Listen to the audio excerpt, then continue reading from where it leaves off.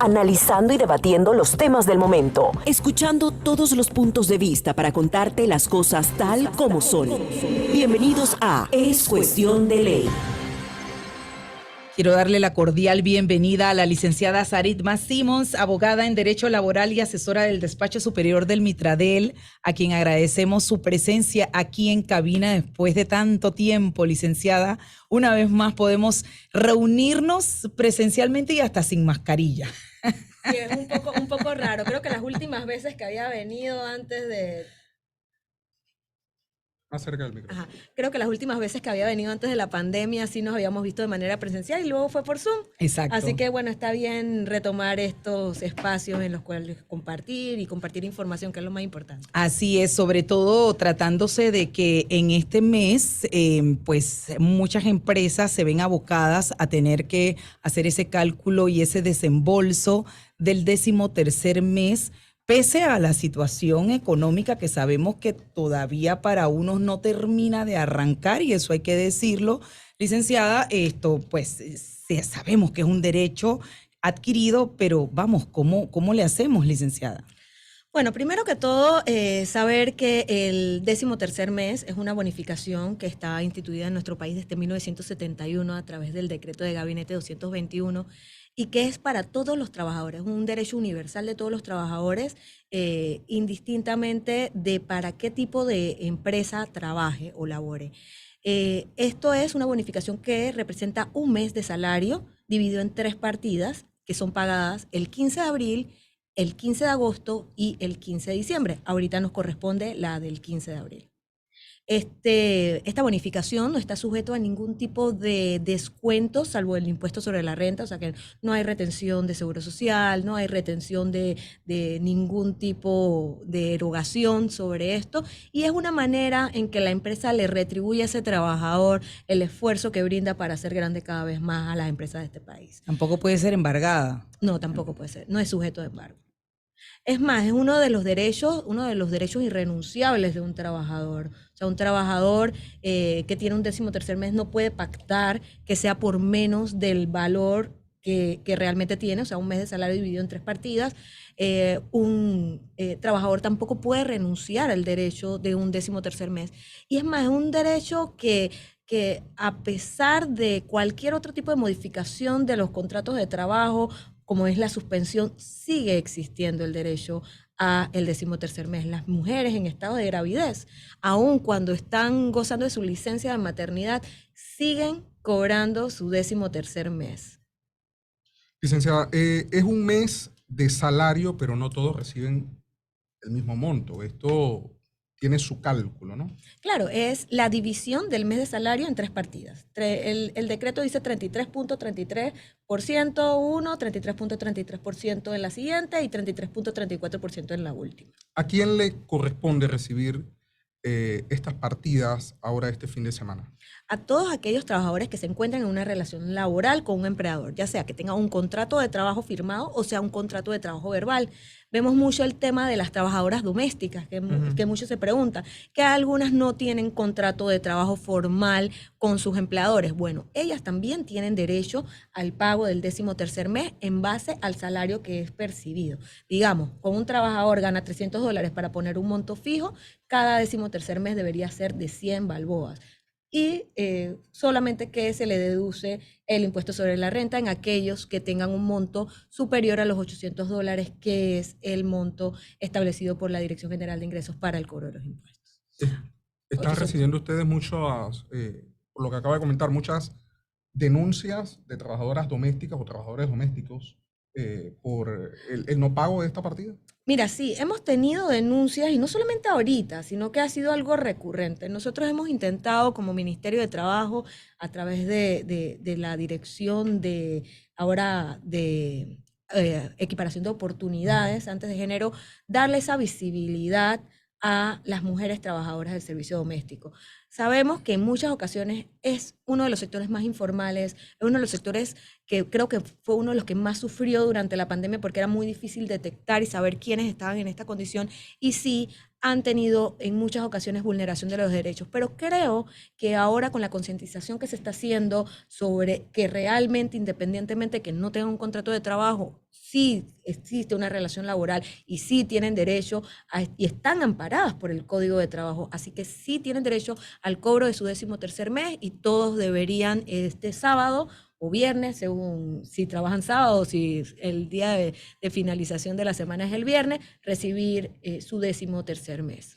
Ahora, supongo que, como bien lo planteamos al inicio, con la situación que no termina todavía de adecuarse económicamente hablando, pudiera el empleador decir, bueno, no es que no tenga la intención de pagarle el 10º, pero se lo voy a pagar a fin de mes, no este fin de semana, porque el fin de semana no solo es quincena, sino también el 10º. ¿Eso es viable, llegar a ese acuerdo?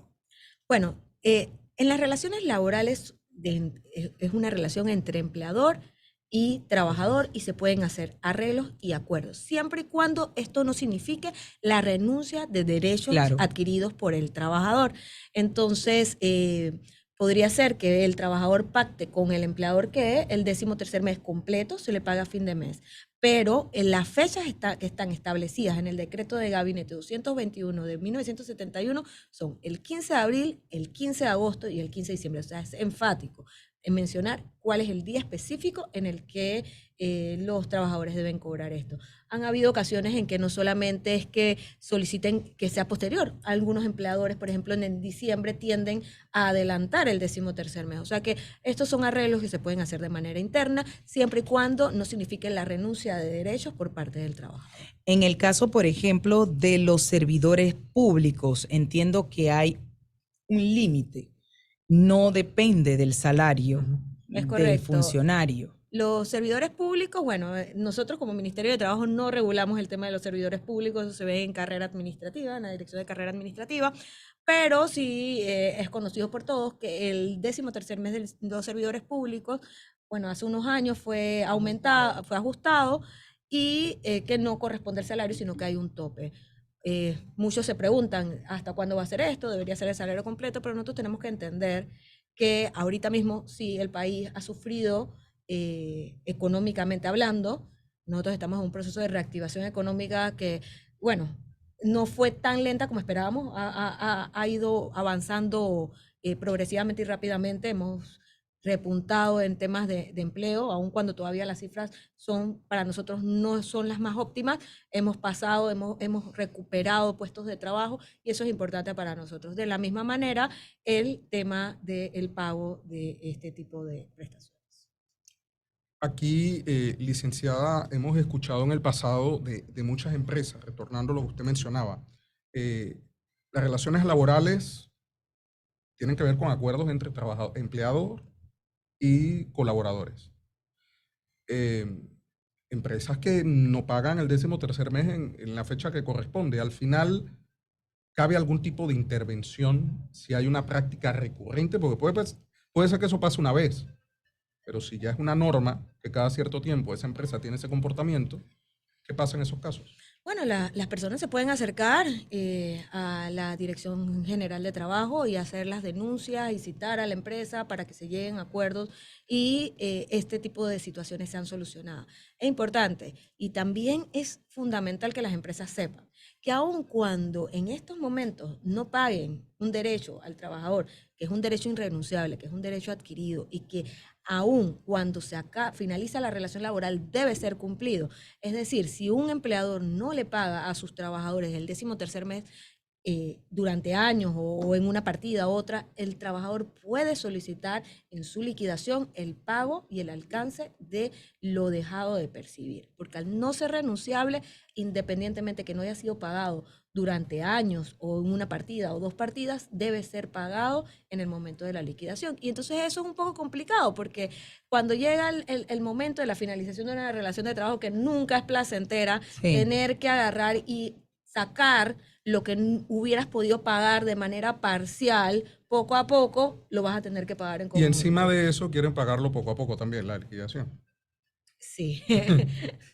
Sí, bueno, el Código de Trabajo es claro en establecer de que se puede fraccionar la liquidación siempre y cuando no sea menos de lo que el trabajador percibiría en esa quincena. O sea, tú puedes fraccionar el pago de la liquidación siempre y cuando el trabajador perciba exactamente lo mismo o más de lo que percibía quincenalmente, y este monto no puede ser fraccionado por más de 6 cuotas.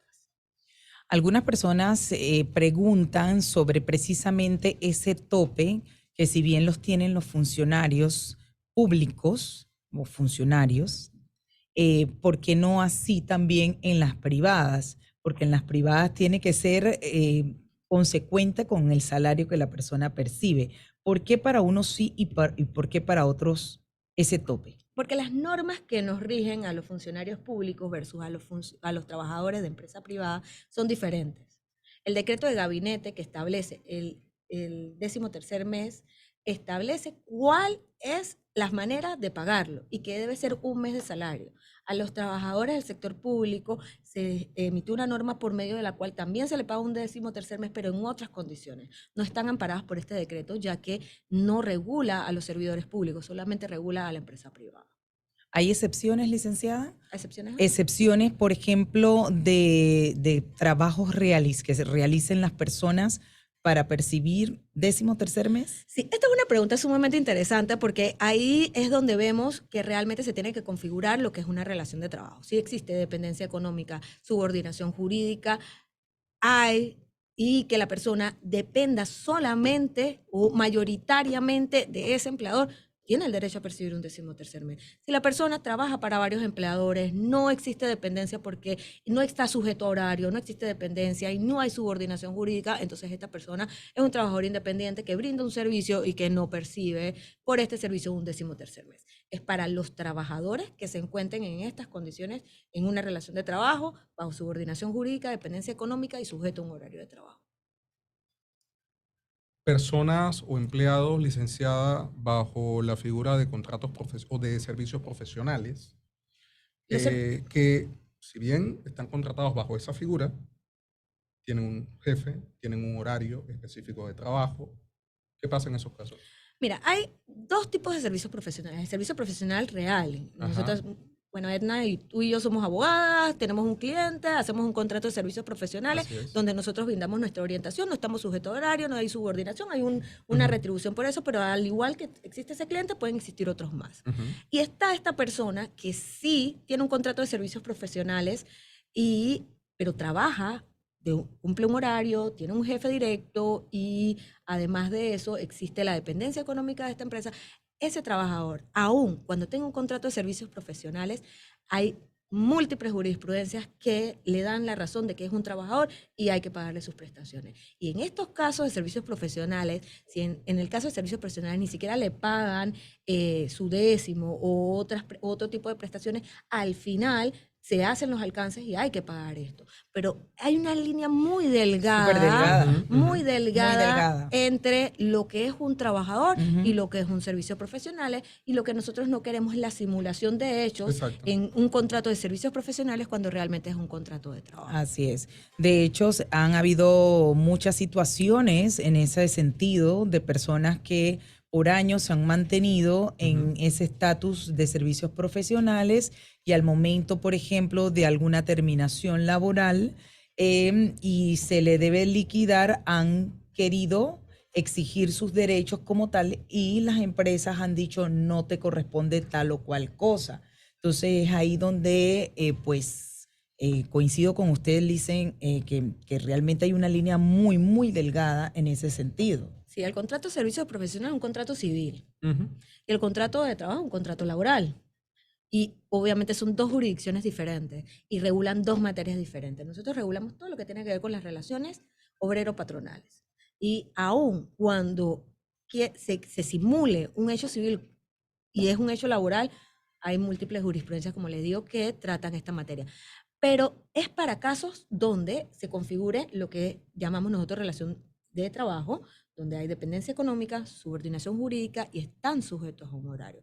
Si no existe esta configuración, entonces sí, realmente es un servicio profesional y más cuando se brindan para diferentes empresas. Puede ser un servicio profesional que no se brinda a una sola empresa, también Claro. existen esos casos, pero no hay subordinación jurídica y no está sujeto a horario. Puede haber dependencia económica porque tienes un solo cliente, pero no se configuran Exacto. las tres patitas Así que es. forman la relación de trabajo. Exacto. Cuando hablamos, para explicarlo más ampliamente, que no hay esa subordinación jurídica ni está sujeto a horario, para ampliar un poco más al respecto. Subordinación jurídica es cuando tú tienes un jefe directo. Eso no quiere decir que tú tengas un cliente al que tú tengas que reportar porque es tu cliente y es el que te está contratando. Estamos hablando de una persona que imparte instrucciones. El trabajo de un profesional, el profesional sabe cómo hacer su trabajo. El cliente puede decirle qué es lo que quiere, cuál es el alcance de lo que quiere el trabajo, pero el que determina cómo va a realizar el trabajo es el profesional.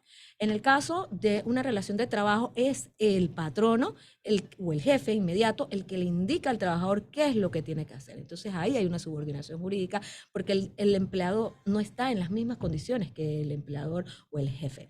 Existe, cuando está sujeto a horarios, cuando tu contrato de servicios profesionales, un contrato de servicios profesionales jamás debería tener un horario de trabajo porque es un profesional que brinda un servicio. Tú puedes decir que vas a atenderlo 20 días a la semana en su oficina, pero tú no estás sujeto a horario. Por la dinámica de la relación, tú de repente tienes que ir al lugar o puedes hacerlo de manera remota. Pero si en tu contrato establece que tienes que estar a disposición de una empresa de 8 de la mañana a 5 de la tarde, entonces ya ahí es otra situación. Y fines de semana. Y fin de semana, y estar a Fuera de disponibilidad, horario. fuera de horario. Bueno, eso ya es Y eso es otra cosa. Eso es otra cosa. Por Eso ya ejemplo, son abusos en la relación. No, de trabajo. y más allá de abuso, hay un tema bien interesante ahora que Sergio lo menciona, y es la carrera del periodista. Porque el periodista es 24/7. El periodista, por buscar la noticia, a veces no duerme. Aquí hay una situación bastante son interesante. condiciones especiales. El periodista, el médico también Así tiene es. condiciones especiales, los veterinarios también tienen, los policías tienen condiciones especiales. Hay un sinnúmero de normas que regulan estas profesiones particulares. Pero en cuanto a las relaciones laborales que están sujetas al pago de 13º mes, es aquellas que se configuran como dependencia económica, sujeto a horario y estar bajo la subordinación jurídica de un empleado. Y al final, cuando se va a pagar esa partida, licenciada, se debe calcular todo en base a lo percibido durante ese periodo de tiempo. Exacto. Inclusive las extras. Inclusive las horas extras, bonificaciones adicionales, comisiones, si se contabilizan como parte del salario y se le hacen las deducciones, todo eso se contabiliza para sacar el 13º mes. Bien. O sea, una persona puede ganar, por ejemplo, $500 al mes, pero tiene bonificaciones de $200 y tiene una prima adicional que le dieron de $100 y su salario mensual, entonces son 800, no 500. Entonces, el cálculo de su 13º mes es en base a estos 800 y no los 500 que están en el contrato. Bien, licenciada, antes de que el tiempo se nos acabe y aprovechando su presencia, yo le cambio radicalmente el tema y sí quisiera saber que nos haga pues un balance de la informalidad, porque realmente es un tema del cual hay que conversar. ¿Cómo está usted evaluando o cuál es la evaluación que usted hace iniciando este año 2023? El año 2022 vimos que las cifras estaban un tanto, o sea, había ese desaliento de que todavía no podíamos equiparar el tema de la formalidad y estábamos como en ese repunte de la informalidad. ¿Cómo está arrancando este 2023? Mira, bueno, las cifras que nosotros utilizamos son las que del INEC, así que son las mismas del año pasado porque no tenemos nuevas cifras actualizadas para este 2023. Las últimas son de abril del 2022. Sí, la informalidad es un tema que nos preocupa muchísimo a nosotros como gobierno y a la ministra y al viceministro. Nosotros hemos estado abordando ese tema de diferentes aspectos. Sabemos que durante la época de pandemia hubo un aumento en el tema de emprendimiento y nosotros lo que estamos buscando es trabajando en conjunto con AMPIME, en conjunto con Ministerio de Comercio e Industria, nosotros como Ministerio de Trabajo, viendo la manera de facilitar, porque nos hemos dado cuenta que muchas veces el tema de informalidad no es informalidad porque simple y sencillamente lo quiero hacer, sino porque me es difícil hacer la transición hacia formalizarme. Entonces, se han creado mecanismos, se están creando mecanismos de facturación gratuita para las personas, para que las personas también se está buscando los ajustes para que la persona pueda hacer estas declaraciones de impuestos no solamente a final del año, o sea, no al final del año fiscal, o sea, en marzo, sino que lo puedan hacer mensualmente y no tengan este acumulado de todo lo que deben pagar que les imposibilita poder formalizarse. Un trabajador que aun cuando esté en el sector independiente, en el sector del emprendimiento, no queremos que esté informal porque eso no genera trabajo decente y nosotros estamos enfocados en la generación de trabajo decente. Y en cuanto a las ferias de empleo, que precisamente ustedes están de esa manera como alianza con las empresas para tratar de ubicar a las personas, ¿cuál ha sido el impacto, el resultado? ¿A este momento han podido ustedes medir cuántas personas han podido ubicar en una plaza de trabajo? ¿O todavía es muy pronto para hacer esa evaluación? Bueno, nosotros hemos estado atendiendo desde la Dirección de Empleo el punto de la empleabilidad de diferentes maneras, no solamente a través de ferias de empleo. Ferias de empleo son buenas porque tienes en un mismo lugar un sinnúmero de empresas que están buscando gente para emplearse, pero no es dinámico en el momento en que tú tienes una gran cantidad de personas formando fila para acceder a esos puestos de trabajo. Entonces estamos modificando esto. ¿Qué hacemos? Hacemos ferias focalizadas. Una empresa nos dice a nosotros, estamos requiriendo este tipo de personal y entonces se organiza para esa empresa esa feria y que pueda conseguir el personal y reclutar el personal que requiere. También hemos fortalecido nuestra bolsa electrónica de empleo. Y nuestra bolsa electrónica de empleo va a ser fundamental, no solamente para darles oportunidad de intermediación a las empresas que están ofertando trabajo y a las personas que están en búsqueda de un empleo, sino ver cuáles son realmente las necesidades y cuál es la sobreoferta de mano de obra que nosotros tenemos en el país y poder orientar de esta manera también a las instituciones educativas sobre cuál es el recurso humano que nosotros necesitamos que se forme y cuáles son los que tenemos sobre oferta de mano de obra en el país. Esto nos va a servir para nosotros poder agarrar y traer a personal extranjero que no haya en el país y saber hacia dónde tenemos que dirigir nuestra formación para que los panameños tengamos mejores oportunidades y trabajo decente en el país. Esto, licenciada, ya para ir concluyendo, debería ser también parte de una política conjunta con las empresas, el Ministerio de Educación, las universidades, incentivar a los muchachos desde que están en el colegio, para que ellos sepan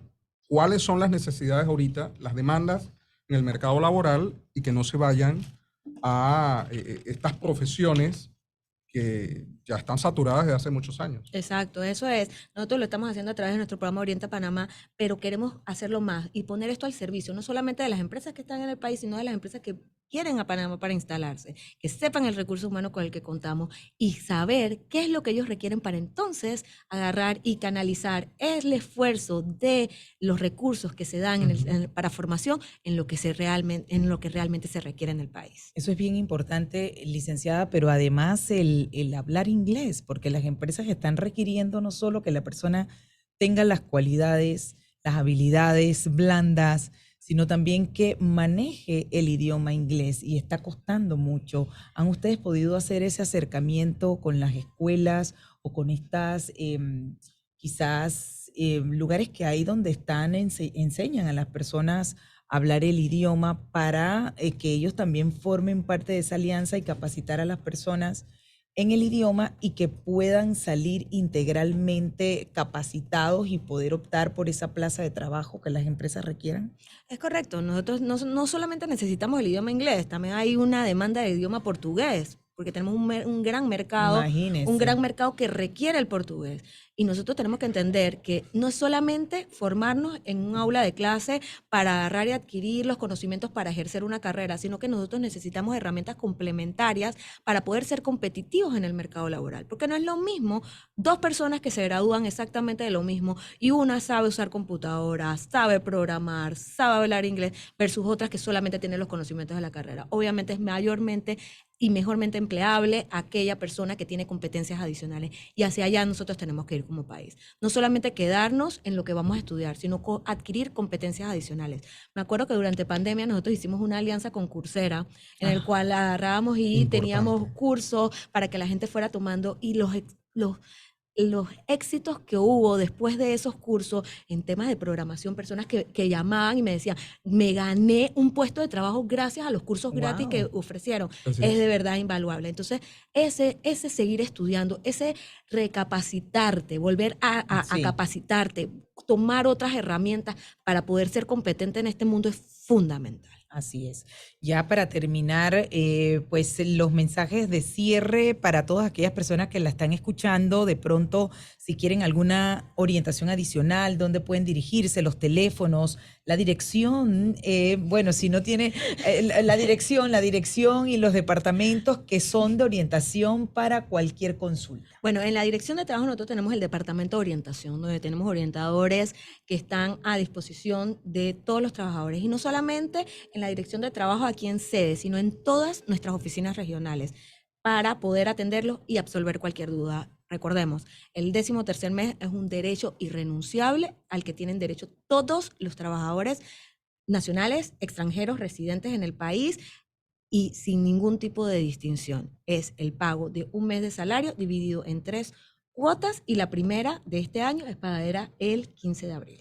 Bien, agradecemos a la licenciada Saritma Simons, abogada en Derecho Laboral y asesora del Despacho Superior del Mitradel, por habernos acompañado y ser portadora de información muy valiosa para toda nuestra audiencia. Buena tarde y bienvenida siempre, que no sea la primera y última vez que nos visite presencialmente.